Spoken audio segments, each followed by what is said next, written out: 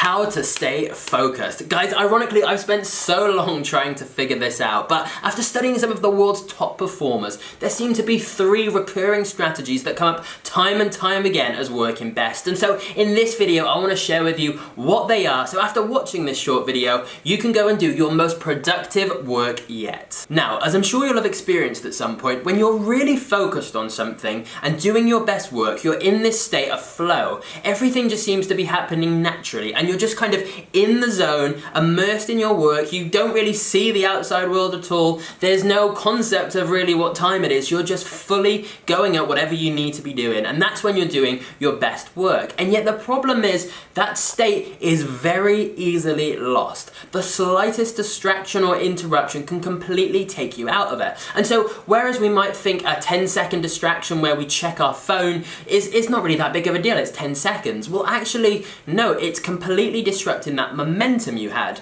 And so it has a much more serious impact. Which brings us to the first focus hack I want to share with you guys, which is remove the distraction of other people. And there are 2 important ways to do this. The first of which is to use the do not disturb feature on your phone. Now, most phones will actually have a setting where you can automatically have this feature to come on at set periods. So, for example, if you know you're going to be working certain hours, every day it can be coming on at those times. And the reason this is so vital is because every single time your phone buzzes or dings, it's completely taking you out of what you're doing right now. And it's just human nature to want to check what it is. But why would we let whoever is wanting to get in touch with us stop our flow? Because a lot of the time it's not important at all. It's not even people we particularly like. It might be spam emails or something. You know, why would we be letting anyone in the world having access to our attention at any moment they want it? You should be the one deciding when you check it. So when you take off those notifications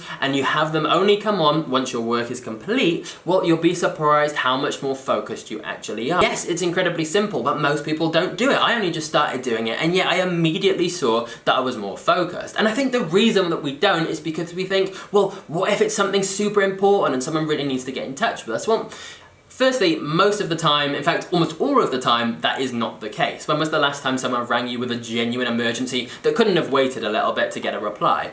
But if it is really serious, you can tell your closest friends and family that if they ring twice, then the notification will still come through, because most phones have that option. If you get 2 calls back to back, then it will actually notify you.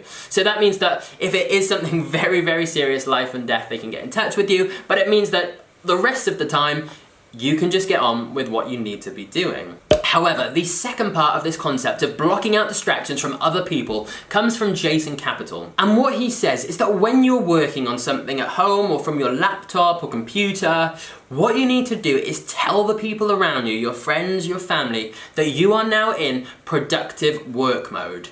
Because the problem is when people see that you're sat there on a laptop or computer or wherever you're working at home, well, they don't really think of it as proper work. And so they don't feel like they're doing anything wrong by interrupting that flow state and asking you something. And yet, in the office setting, if they did ring up, they would be taking time away from your boss or your employer. But when you're working from home and they do that, they're taking time, unless they're taking money, away from you directly. That's the way you need to see it. As hard as it sounds, you need to stress to people that when I'm working these set hours or for the next couple of hours while I'm doing my work, I need to be left alone. In fact, so what Jason did, he literally put a sign on his door. I think it said "Genius in Progress." But you can put whatever you want just to make it clear to people, guys, look, unfortunately I need to be getting on with this. I can't have any distractions unless it is literally life or death. So otherwise, let's talk about it after I'm done. And now, what about the second focus hack that we're going to talk about today? Well, this is something that I've kind of adapted a little bit from something Jordan Belfort said, the real Wolf of Wall Street. And so he has some very clear definitions of what goals and visions are, because although the 2 terms are used interchangeably, there is a very distinct difference, which is that goals are the specific thing you're working towards. It's the task, or like make a certain amount of money this month. Whereas the vision is a bit more abstract. It's all of the combination of how you see yourself in a few years' time, maybe 3 to 5 years from now. So it's a combination of the car you're driving, how you look, the way you act, the way people treat you. It's sort of the vision of what you want your life to be, as opposed to the goal, which is just the more specific, I want this target, you know, I want to do this accomplishment.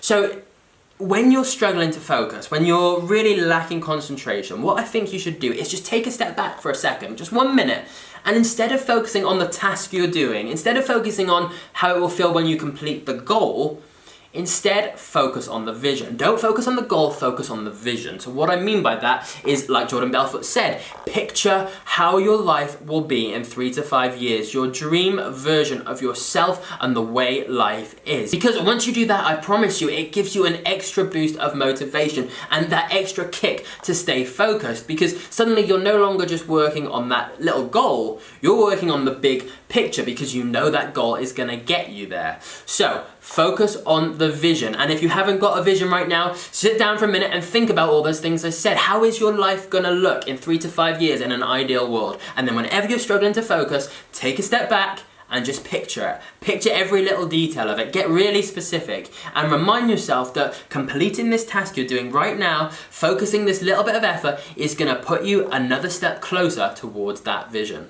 Thirdly, we all know that these websites and apps and social media we use are designed to be addictive. Seriously, the designers of them have come out and said, you know, we made them this way so that the human brain would want to use them more and more. I mean, fair enough, it's a business, that's what they're gonna do, but we need to counteract that. What this means is that when we're focused on something really important, something that matters a lot to us and that we have to get done, well, we need to take more drastic action. And there are a series of apps and tools and plugins and extensions, no matter what device you're using, there's an equivalent that will help you block these out. So, if I'm working on something that's really important to me, really I need to focus and get this done, I will just use a tool that limits me from going on social media or websites that I like to procrastinate on for those few hours. Depending on what device you're using, there'll be some equivalent. I use something called Stay Focused, but there's loads of things that do this.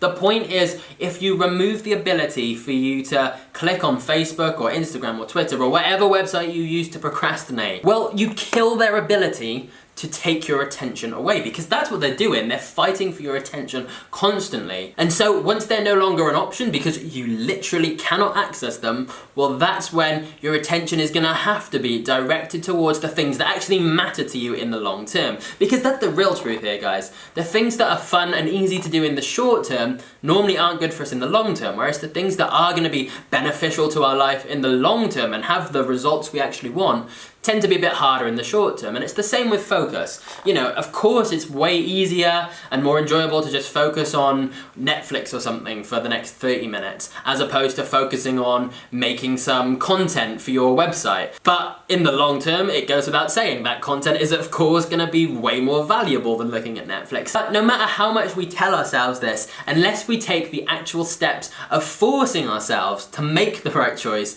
and make the choice of doing the productive, focused work, well then naturally our brain is always going to want to go for the easy route. So using these tools is the best way to counteract that. Now, I did say that there would be 3 focus hacks, but you know what? Here's a 4th. Get off YouTube.